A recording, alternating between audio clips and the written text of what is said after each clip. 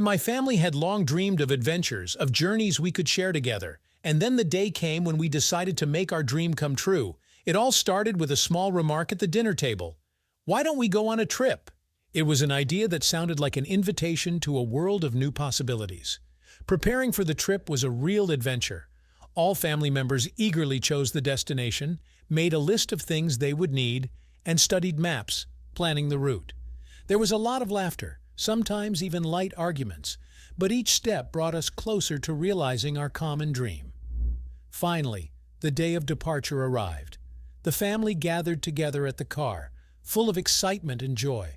And so, mixing the joy of anticipation and a little anxiety before the unknown, we set off. Our route passed through picturesque places where every turn of the road opened up new views and impressions. We stopped by the road to enjoy the view of mountains and lakes, had picnics in forest glades, and met sunrises on mountaintops. The journey became not only an adventure, but also an opportunity for the family to get to know each other even deeper.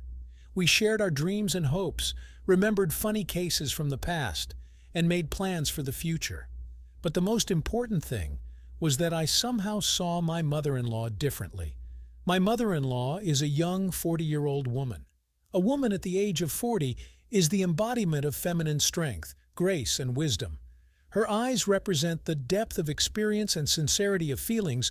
She is shrouded in an aura of confidence and tranquility. Her face expresses many emotions, reflecting the journey through various vicissitudes of life. One can see soft wrinkles on it, reminiscent of laughter and joy, as well as traces of life experience that give her a special charm and attractiveness. My mother-in-law possesses grace and elegance that are completely unique to her age. Her posture is steadfast, worthy of a queen, and her movements are refined and graceful. She has an intelligence and intellect that only grow stronger with age. Her conversations are interesting and imbued with wisdom, and her opinion is valued and respected both in the family and in society. When I first saw my mother-in-law, I lost my head. My thoughts were only about her. I wanted to be alone with her, and it was on the trip that such an opportunity arose. We stopped in some gorge and decided to have a small picnic. All my family was bustling about, setting an improvised table. My mother-in-law also carried some things from the trunk, and I couldn't take my eyes off her. At some point, she caught my gaze on her, and I realized that she was also not indifferent to me. For a while we exchanged glances, and it seemed to me that there was an intimacy between us. I suggested to my mother-in-law and wife to take a walk through the gorge.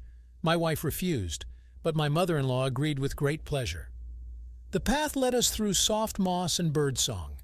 Every turn opened up new amazing landscapes. Majestic trees covered with leaves, transparent streams playing with sunbeams, and quiet ponds reflecting the colors of the sky. We talked about different things. My mother-in-law flirted invitingly, which was reflected not only in her facial expressions, but also in the tone of her voice, shooting languid eyes with a mischievous twinkle, shyly lowering her eyelids. We didn't notice how far we had gone from the others, and when we realized we were alone, we couldn't restrain ourselves. We started kissing, and didn't even understand how we ended up on the grass, indulging in caresses. Everything happened by itself. It was already getting dark. We had to get back to our family, but we didn't want to. We walked. I gently hugged my mother-in-law by the waist, and it seemed we were alone in this vast world. But this fairy tale would end in a few minutes. We agreed to meet again as soon as the opportunity arose. When we arrived, everyone was interested in where we had disappeared to. We joked that we had gotten a little lost. We started packing up to stop at a hotel for the night. Having reached the hotel, everyone dispersed to their rooms. I decided to go to the bar to have a mug or two of beer. And guess who I met there? Yes, it was my mother-in-law. Sitting at the bar, she created an atmosphere of mystery and elegance around her. Her eyes, immersed in the depths of her thoughts, shimmered with reflections of light, creating an enigmatic glow. The curls of her hair, dancing with the wind, seemed to strive to hide her face from prying eyes. The glass of wine she held in her hand looked like a symbol of her freedom and independence. Each sip of wine seemed like a moment of immersion in her own world, where she could be herself without any restrictions. Every gaze directed at her seemed to penetrate through the layers of her mystery, making one wonder about her story. Perhaps in her past, there were secrets that she carefully kept locked in her heart. Maybe she was someone who knew what loss and pain were. But despite this, she still continued to strive for the light. And in every glance directed at her, there was something magical that made one feel that in this woman a whole universe of secrets and mysteries was hidden, yearning to be revealed. I approached and sat down beside her, as if entering her world of boldness and determination. Her gaze raised to me was full of questions and unspoken thoughts, but at the same time it sparkled with tender recognition. I was able to penetrate her space without causing any barrier or defensive wall. With me next to her, she seemed to blossom, her smile becoming even warmer and more sincere. Sharing a glass of wine with me, she invited me to plunge into this world of mysteries and dreams that she created around herself. And perhaps in that moment, I realized that I had met someone special who could change my perception of the world and make it brighter and more amazing.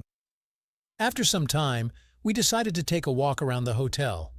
Finding ourselves quite far from the hotel, we couldn't restrain ourselves. Our kisses became hotter and hotter, and our embraces and caresses more and more explicit. Our bodies began to gradually shed their clothes. Her body pressed ever closer to me. I caressed her hair and neck. I felt her hot breath, her moans getting louder.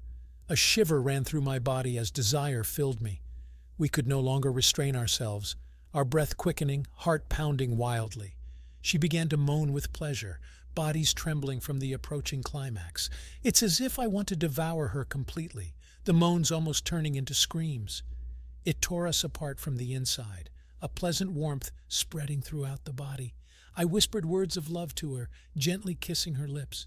We felt good, and at that moment we were happier than ever. We returned at dawn. All the other family members were sound asleep. I couldn't fall asleep, thinking that she was the only one who could bring me such pleasure in my life. Now I can't even imagine my life without her. But it's impossible. I have to curb my passion. You can't fall in love with someone if you're only possessed by carnal passion. With such thoughts, I imperceptibly sank into sleep. My wife woke me up by inviting me to lunch. The whole family gathered for lunch, talking, discussing our further journey. My thoughts were only about my mother-in-law and our next date. Together we visited new places and enjoyed the simple joys of life. And so, returning home, we realized that the most valuable thing in this journey was not where we went, but with whom we were. Did you like this story? Let us know in the comments what you liked. Subscribe to our storytelling podcast. Also, don't forget to like and ring the bell so you don't miss more interesting stories. See you soon.